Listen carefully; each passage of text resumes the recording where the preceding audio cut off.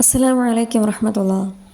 അബൂ ഉമാമ റളിയല്ലാഹു അൻഹുവിൽ നിന്ന് നിവേദനം ചെയ്യുന്നൊരു ഹദീസിൽ പ്രവാചകൻ സല്ലല്ലാഹു അലൈഹി വസല്ലമയോട് അദ്ദേഹം ഒരു ചോദ്യം ചോദിക്കുന്നുണ്ട്. അള്ളാഹുവിൻ്റെ ദൂതരെ, ഒരു കർമ്മം താങ്കൾ എന്നോട് കൽപ്പിച്ചു തന്നാലും? അപ്പോൾ നബി സല്ലല്ലാഹു അലൈഹി വസല്ലം പറഞ്ഞു, നീ വ്രതമനുഷ്ഠിച്ചുകൊള്ളൂ, അതിനോട് സദൃശ്യമായ മറ്റൊരു കർമ്മവുമില്ല. വീണ്ടും അദ്ദേഹം ചോദിച്ചു, പ്രവാചകരെ, മറ്റൊരു കർമ്മം കൂടി കൽപ്പിച്ചു തന്നാലും? നബി സല്ലല്ലാഹു അലൈഹി വസല്ലം വീണ്ടും പറഞ്ഞു, നോമ്പെടുക്കൂ, അതിന് സമാനമായ മറ്റൊന്നും തന്നെയില്ല. അദ്ദേഹം വീണ്ടും ചോദിച്ചു, അള്ളാഹുവിൻ്റെ റസൂലെ, മറ്റൊന്നുകൂടി കൽപ്പിച്ചാലും? വീണ്ടും പ്രവാചകൻ സല്ലല്ലാഹു അലൈഹി വസല്ലം പറഞ്ഞു, നോമ്പെടുക്കൂ, നിശ്ചയം അതിന് തുല്യമായി മറ്റൊന്നും തന്നെയില്ല. ഇസ്ലാമിൽ നോമ്പും മറ്റു ആരാധനാ കർമ്മങ്ങളും തമ്മിലുള്ള വ്യത്യാസം എന്തെന്ന് വെച്ചാൽ, മറ്റു കർമ്മങ്ങളെല്ലാം ചെയ്യുന്ന ഒരാളെ നമുക്ക് നോക്കിക്കാണാനായി സാധിക്കും. അയാൾ നമസ്കരിക്കുകയാണ്, അല്ലെങ്കിൽ അയാൾ ഹജ്ജ് ചെയ്യുകയാണ്, അല്ലെങ്കിൽ അയാൾ സ്വതക്ക് കൊടുക്കുകയാണ്, സക്കാത്ത് നൽകുകയാണ്. മറ്റൊരാൾക്ക് കാണുവാനും അറിയുവാനും അതല്ലെങ്കിൽ അനുഭവിക്കുവാനും സാധിക്കും.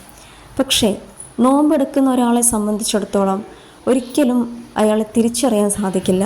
അതുകൊണ്ടാണ് വ്രതം അള്ളാഹുവിന് മാത്രമുള്ള ഇബാദത്തായി തീരുന്നത്.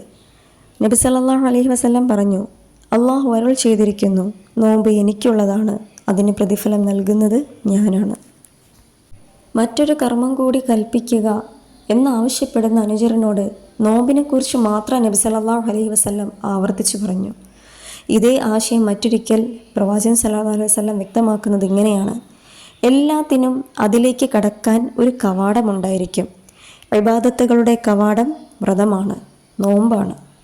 നോമ്പിന് ലഭിക്കുന്ന വമ്പിച്ച പ്രതിഫലത്തെക്കുറിച്ച് ഒരിക്കൽ പ്രവാചകൻ സല്ലല്ലാഹു അലൈഹി വസല്ലം പറയുന്നത് ഇങ്ങനെയാണ്: നോമ്പ് അള്ളാഹുവിനുള്ളതാണ്, അതിൻ്റെ പ്രതിഫലം എത്രയെന്ന് അള്ളാഹുവിനല്ലാതെ മറ്റാർക്കും അറിയില്ല.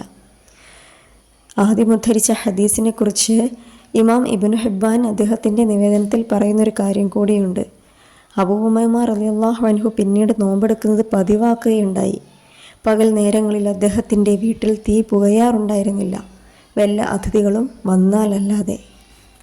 നോമ്പ് എന്നത് ജനങ്ങളെ കാണിക്കാൻ കഴിയാത്ത ഒരു കർമ്മമാണ്. അതിൻ്റെ മഹത്വം അത് അടിമയ്ക്കും അതിൻ്റെ ഉടമയായ അള്ളാഹുവിനും മാത്രം അറിയുന്ന ഒന്നാണ്.